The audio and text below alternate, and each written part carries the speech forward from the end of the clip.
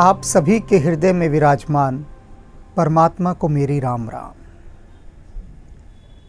बात आती है राम की ओर यात्रा करने की, राम को समझने की। अब तुलसीदास जी अनेक रहस्यों पर से पर्दा हटा रहे हैं। वे बता रहे हैं कि राम को समझना कितना कठिन काम है, सहज नहीं है।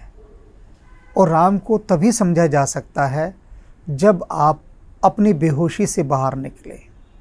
ये माया की बेहोशी, ये अचेतनावस्था, इससे बाहर निकलना है। कृष्ण से अर्जुन कहता है कि हे प्रभु, आप मुझे क्षमा करना क्योंकि मैंने आपको अपना सखा कहा। जब तक वह भगवान कृष्ण के स्वरूप को नहीं जान गया था, तब तक अर्जुन उनके साथ एक मित्र जैसा ही व्यवहार करता था।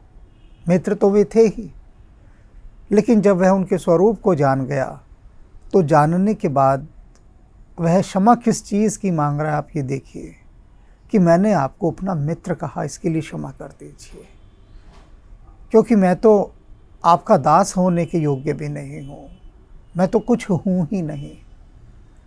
ये ना कुछ होने का भाव जिस दिन पैदा होता है, उस दिन आप उस विराट को समझना आरंभ करते हैं। वो पहला चरण है उसको अनुभव करने की, उसको समझने की यात्रा का।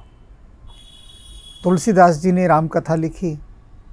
अब ये कहते हैं कि ये राम कथा तो मैंने पहले भी सुनी थी, सुनी, एक कान से सुनी, दूसरे से निकाल दी, कुछ हुआ ही नहीं दिल पर, हृदय पर एक रेखा भी नहीं खींची।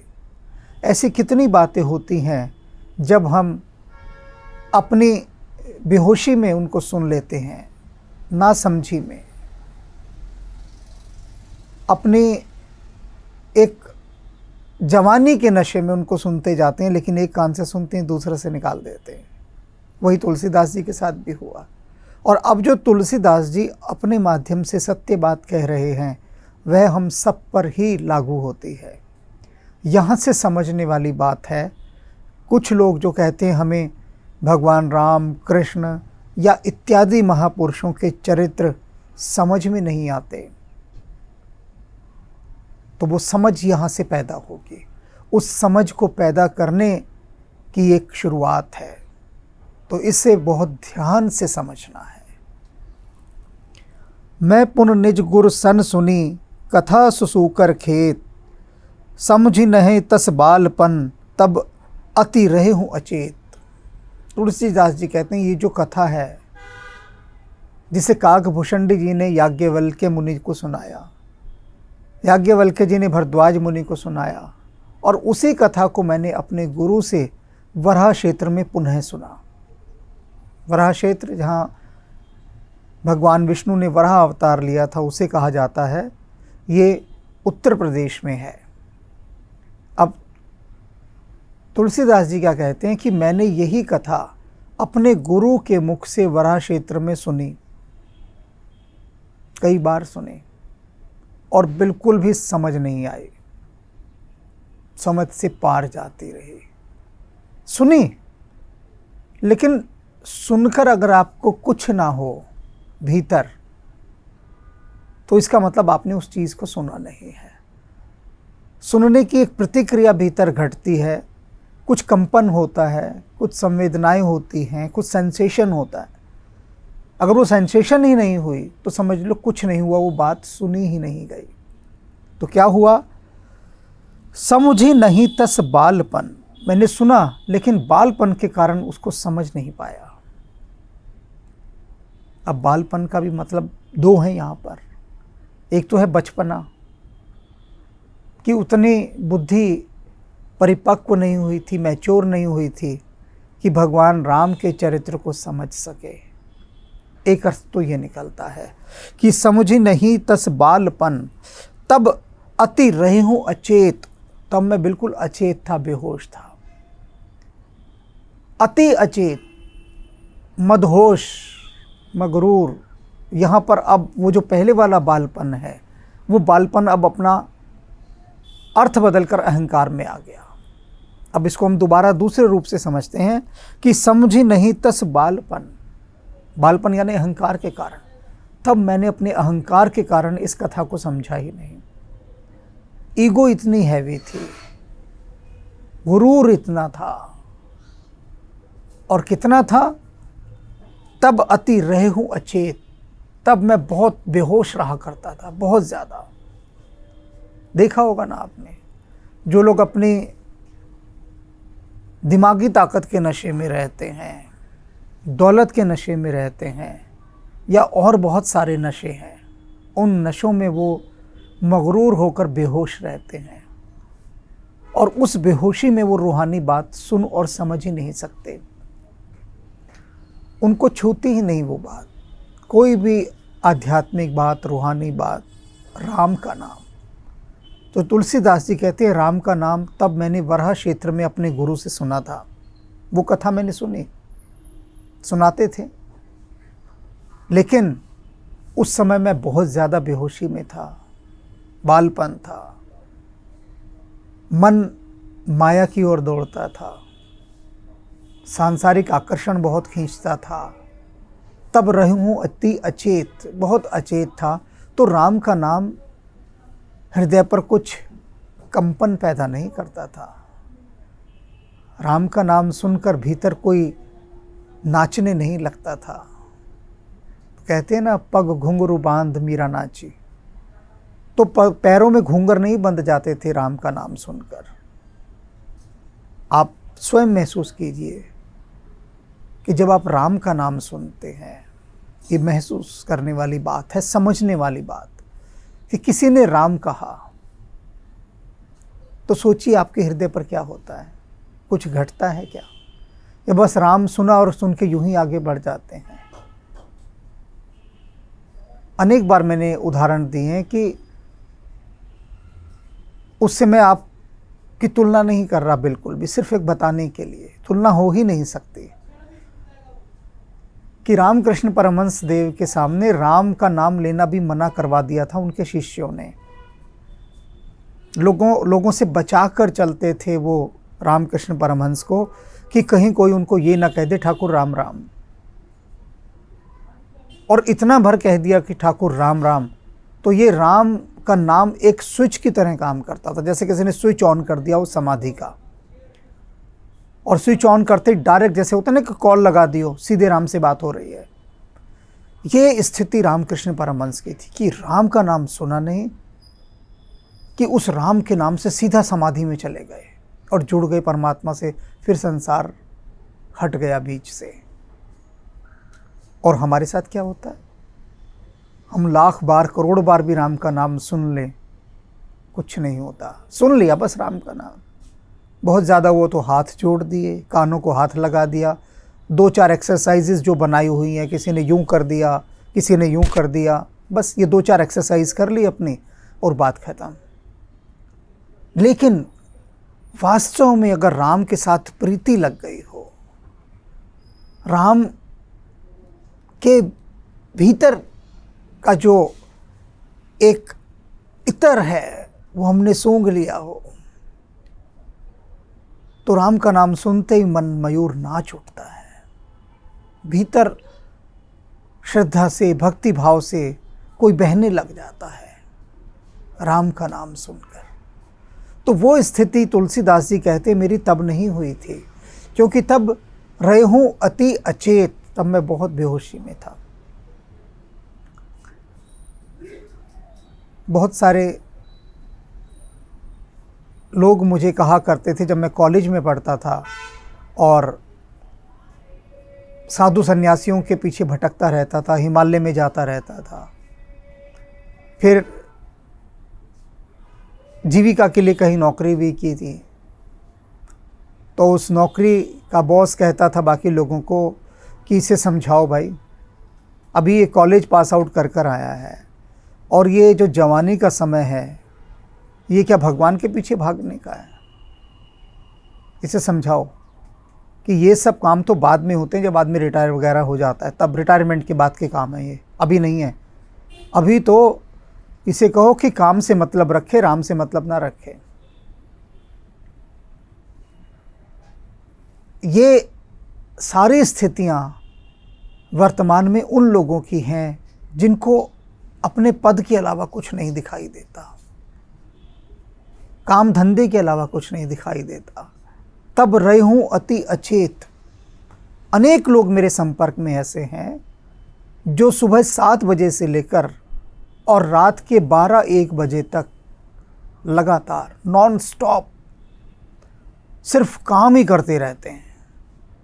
काम करना क्या, पूरा चिंतन पैसा कमाने में।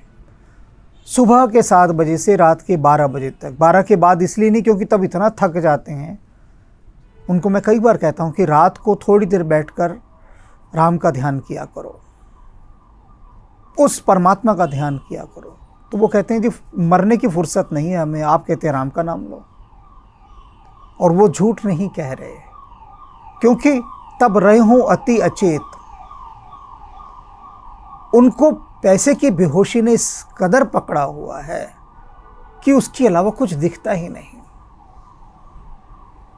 जैसे भक्त को राम के अतिरिक्त कुछ नहीं दिखता, वैसे ही जो अचेत हैं उनको धन के अलावा कुछ और, धन और पद के अलावा कुछ नहीं दिखता, कुछ भी नहीं दिखता। तो वही तुलसीदास जी कह रहे हैं, तब रहूं अति अचेत। हमें अपनी इस बेहोशी को समझना है, अवेयर होना है बेहोशी को तोड़कर, तब तो थोड़ा सा राम को समझ पाएंगे।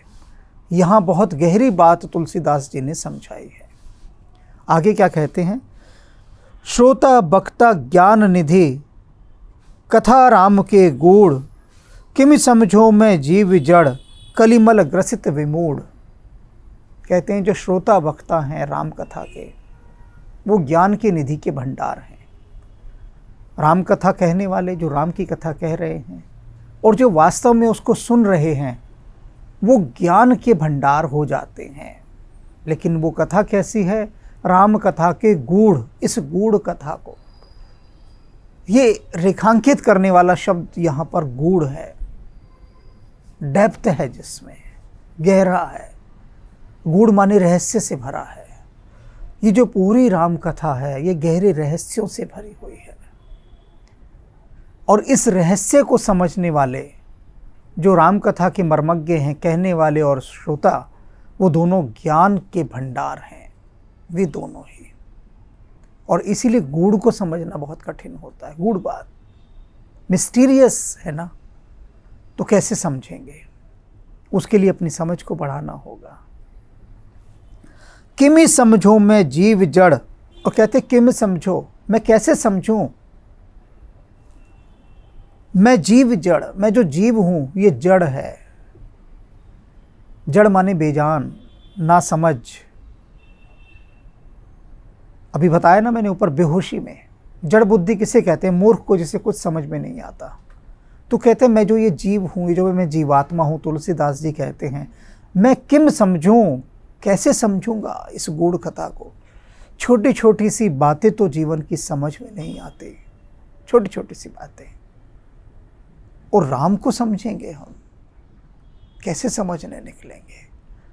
और क्या कहते हैं उस पर क्या है? कहते हैं एक तो करेला और ऊपर से नीम चढ़ा। कहते हैं एक तो मैं जड़ बुद्धि हूँ और ऊपर से क्या है? कलिमल ग्रसित विमूढ़।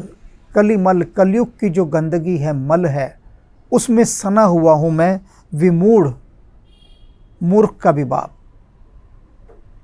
अभी मैंने जिक्र किया ना कुछ लोगों का, वो विमूढ़ होते हैं। कलिमल ग्रसित, कली यानी कलयुग के मल से ग्रसित, कलमल ग्रसित विमूढ़। कलयुग का जो मल है, ये धन, ये धोखेबाजियां, ये षड्यंत्र, ये वासनाएं, ये हवस, ये सारा जो मल है, ये अहंकार, इन सब से ग्रसित हूँ मैं विमूढ़। तो मैं किमी समझूं, कैसे समझूं उस राम कथा को जो गूढ़ है? तो ये बात ध्यान रखिए कि बड़े बड़े स्कॉलर्स, बड़े बड़े दार्शनिक, संसार के अनेक जगहों पर आकर राम कथा को समझ नहीं पाते, उनकी बुद्धि चकरा जाती है, रश खा जाती है। क्यों? क्योंकि कलमल ग्रसित विमूढ़, संसार का जो कीचड़ है, जो मल है, जो गंदगी है, उससे बुद्धि ग्रसित है बुरी तरह से। तो कैसे समझेगी? जिनको हम विश्व विजेता कहते हैं, ऐसे ऐसे विदेशी आक्रमणकारी जब भारत में आए और उन्होंने जब राम का चरित्र पढ़ा, सुना लोगों से कि राम एक जिनको भारतवासी भगवान मानते हैं, उनका चरित्र पढ़ा, तो उन्होंने साफ इनकार कर दिया विदेशी आक्रमणकारियों ने और उनके बड़े बड़े विद्वानों ने। उन्होंने कहा ऐसा इंसान हो ही नहीं सकता, ये है ही नहीं राम, राम कल्पना की कोई चीज़ है। क्यों कल्पना की चीज़ माने? क्योंकि तब रहे हों अति अचेत। एक तो अचेत थे, बेहोश थे और कलयुग के मल से ग्रसित बुद्धि थी। वो कहते हैं हम तो दुनिया को फतेह करते करते थक गए, जीतते जीतते थक गए कि कब किस देश की धरती पर कब्जा करें। और ऐसा कोई व्यक्ति हो सकता है क्या जिसने जिस भी देश को जीता उस पर अपना अधिकार ही नहीं किया? ऐसा हो ही नहीं सकता। वाली का वध किया, वो कहते हम अगर होते राम की जगह पे तो वाली का वध करते ही किष्किंधा पर हम राज कर लेते। निषाद राज गुहू ने जब कहा कि मेरा राज्य आप लेकर राज करें तो हम फौरन राज कर लेते। रावण को मारने के बाद लंका पर अपना राजा बिठाते, खुद राजा बन जाते। वो कहते अगर हम राम की जगह होते तो। और तो और छोड़ो, जिस माँ ने पिता से ये वचन मांगा था कि राम को 14 वर्ष का वनवास दो, तो विदेशी आक्रमणकारियों का चिंतन है कि हम होते तो सबसे पहले अपने माता पिता को ही कैद खाने में डाल देते, कारागार में, या उनको देश निकाला दे देते कि तुम होते कौन, और सबसे पहले हम सिंहासन पर बैठ जाते। तो कैसे ऐसा व्यक्ति कैसे हो सकता है? किम समझूं, कैसे समझूं? राम कथा गूढ़, कथा राम के गूढ़, ये गूढ़ राम कथा है। सोचिए कैसे समझा जा सकता है कि ऐसी ऐसी दिव्यताएं हैं इसमें कि जो आम इंसान से बेहद ऊपर उठी हुई है। हिमालय के गौरी शंकर के शिखर से ये कथा अपनी बात कहती है। तो कैसे समझोगे इस गूढ़ कथा को? अगर कोई वस्तु गौरी शंकर के शिखर पर हो, उसकी चोटी पर हो, तो उसको देखने के लिए, समझने के लिए आपको भी तो गौरी शंकर चढ़ना पड़ेगा, उस पर्वत की खड़ी चढ़ाई चढ़नी पड़ेगी, तब उसके पास जाकर आप देखोगे ये है क्या। तो रामकथा वैसी है, तो ऊपर कौन चढ़ सकता है? इतना ऊपर कितना मुश्किल है। अब जो बातें मैंने अभी बताई आप स्वयं सोचकर देखिए कि राम ने कहीं पर भी किसी वस्तु पर अपना अधिकार करने का कोई प्रयास नहीं किया। हर समय दीनबंधु का भाव, त्याग का भाव। तो ये गूढ़ कितनी बात है कि एक इच्छा प्रकट की, बस इच्छा मात्र के कई ने कि ऐसा हो जाए, दशरथ से कहा। और दशरथ ने राम को बिल्कुल भी आदेश नहीं दिया कि तुम वन चले जाओ। किसी ने कुछ नहीं कहा, सिर्फ बताया गया। राम जाते हैं कैकेयी के पास, पूछते हैं कि मेरे पिता को हुआ क्या? तो कैकेयी कहती है मुझे नहीं पता क्या हुआ, मैंने तो बस इनसे ये कहा था ये 2 वर मुझे चाहिए। आपने मुझसे कभी वादा किया था, वचन दिया था मुझे कि कभी भी कोई 2 वर मांग लेना, तो मैंने इनसे सिर्फ ये 2 वर मांगे हैं कि तुमको 14 वर्ष का वनवास मिले और अयोध्या के राज सिंहासन पर भरत बैठे। और कुछ भी नहीं हुआ। मैंने कुछ ना, इन्होंने कुछ कहा मुझसे कि ऐसा मैं करूँगा या नहीं करूँगा, मैंने तो बस ये अपनी इच्छा रखी थी। और राम इतना सुनकर कैकेयी से कहते हैं कि माँ, इतनी छोटी सी बात जैसे पिता मुझे आदेश दे सकते हैं, वैसे तुम भी तो बराबर की अधिकारी हो आदेश देने की। इतनी छोटी सी बात के लिए पिता को कष्ट देने की क्या आवश्यकता थी? आपकी ये बातें सुनकर देखो मेरे पिता कितने कष्ट में चले गए हैं। आप सीधे ही मुझे कहते कि राम तू 14 वर्ष के लिए वन में चला जा और मैं भरत को यहाँ का राजा बनाना चाहती हूँ। तो बताओ क्या मैं आपकी बात टालता? तुम आज तक अपने राम को ही नहीं समझ पाए। और यहाँ जरा जरा सी एक एक इंच की भूमि के लिए, संपत्ति के लिए, एक एक पाई के लिए भाइयों में, माता पिता में देखो कितने फसाद हो रहे हैं, कितने झगड़े हो रहे हैं। तो कैसे समझोगे? किमी समझी मैं जीव जड़ कलिमल ग्रसित विमूढ़। कैसे समझेंगे आप राम की उस दिव्यता को, उस महानता को? तो यहाँ तुलसीदास जी यही बात कह रहे हैं कि राम कथा इतनी गूढ़ है, जब तक आप इसे हृदय से नहीं सुनेंगे, श्रद्धा भाव से नहीं सुनेंगे, तब तक आप इसके रहस्यों में झांक नहीं सकते, इसकी थाह नहीं पा सकते। थाह तो कभी पाई ही नहीं जा सकती, लेकिन थाह पाने का इतना ही अर्थ है, इतना ही अभिप्राय है कि आप उसके रस में निमग्न हो जाएं, डूब जाएं। और राम के साथ नहीं लगाना, वो सच में तभी पता लगता है जब आप राम से नेह लगा लेते हैं, जब आप उनके प्रेम में पड़ जाते हैं, उससे पहले नहीं। अनेक अनेक अनेक व्यक्ति मेरे जीवन में ऐसे आए हैं जिनको ध्यान मार्ग पर लाने के लिए, कुछ समझाने के लिए, यदि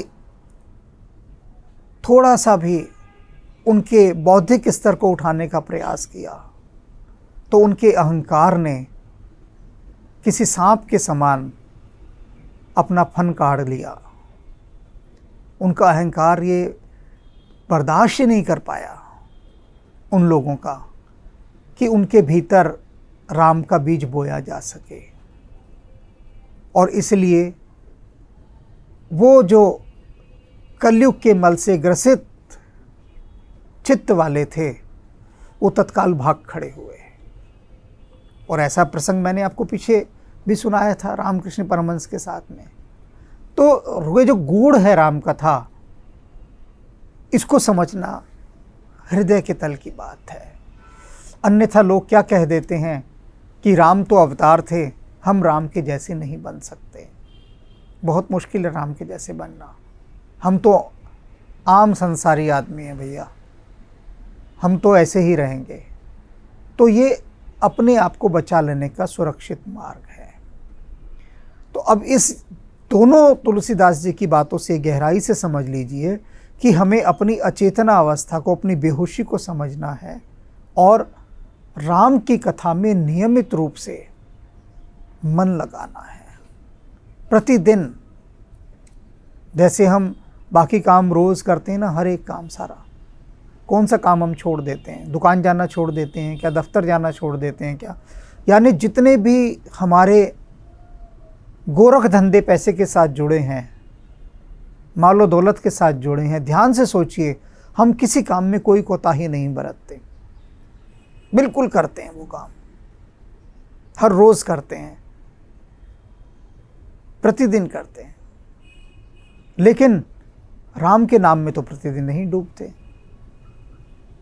बहुत हुआ तो एक डर के कारण 5 मिनट बस हाथ जोड़कर आगे निकल जाते हैं। ये गहरी बातें हैं समझने वाली, कि संसार के लिए हम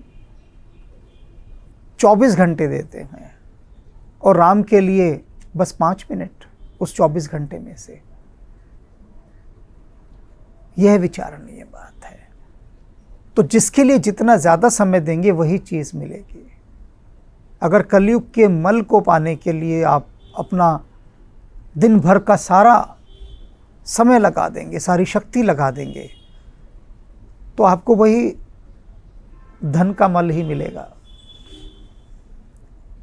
और यदि उसकी चौथाई शक्ति भी राम के लिए लगा दें तो बहुत है। तो फिर ये गूढ़ राम कथा आपको समझ में आने लगेगी, आपके भीतर संगीत बजने लगेगा, आपके भीतर उत्सव होने लगेगा। जाग बलिक जो कथा सुहाई, भरद्वाज मुनि बर ही सुनाई। कहियऊँ सोई संवाद बखानी, सुनऊ सकल सज्जन सुख मानी। शंभु कीन यह चरित सुहावा, बहुरी कृपा करि उमहि सुनावा। सोई शिव काग बुसुंडी ही दीना, राम भगत अधिकारी चीना। तेसन जाग बलिक पुनि पावा, तिन पुनि भरद्वाज प्रति गावा। ते श्रोता बक्ता समशीला, समदर्शी जानई हरि लीला। जानई तीन काल निज ज्ञाना, करतलगत आमलक समाना। ओरऊँ जे हरि भगत सुजाना, कहई सुनई समुझई विधि नाना। मैं पुनि निज गुर सन सुनी, कथा सो सुकर खेत। समुझी नहीं तसि बालपन, तब अति रहऊँ अचेत। श्रोता बक्ता ज्ञान निधि, कथा राम कै गूढ़। कीमी समझऊँ मैं जीव जड़, कलिमल ग्रसति विमूढ़। हो कहावत सब कहत, राम सहत उपहास। साहिब सीता नाथ सो, सेवक तुलसीदास। अति बरी मोरी डिठाई खोरी, सुनी अग नर कहूँ नाक सकोरी। समुझ सहम मोहि अप डर अपने, सो सुधि राम कीन्ही नहीं सपने। सुनि अवलोकि सुचित चख चाही, भगति मोरी मति स्वामी सराही। कहत न साई होई ही अनीकी, रीजत राम जानि जन जी की। रहती न प्रभु चित चूक किए की, करत सुरति से बार हिये की।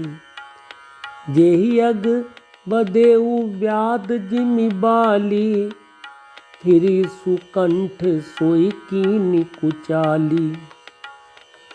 सोई कर तूति विभीषण केरी, सपुनहु सो न राम हिय हेरी।